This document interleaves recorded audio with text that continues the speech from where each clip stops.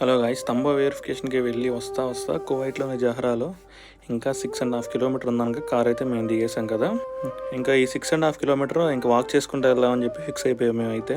చూడండి, సరదాగా ఒక షార్ట్ వీడియో రూపంలో మీకు సరదాగా ఈ 6.5 కిలోమీటర్ అంతా నాకు నచ్చిన ప్లేస్లన్నీ చూపిస్తా. చూస్తున్నారు కదా, రోడ్స్ అంతా ఇక్కడ ఓకే.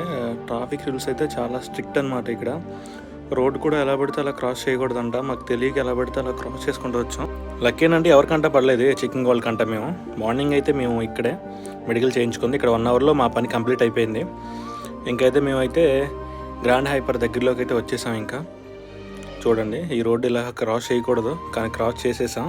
చూడండి, ఇక్కడ ఫుడ్ తిందామని చెప్పి అలసిపోయి కార్కి ఎలాగైనా సరే అమౌంట్ మిగిలినాయి కదా, ఇక్కడ వేస్ట్ చేద్దామని చెప్పేసి ఇక్కడ 2 చికెన్ రోల్స్ అయితే తీసుకున్నాం. ఇక్కడ వచ్చేసి 1 దినార్ పడినాయి 2 చికెన్ రోల్స్.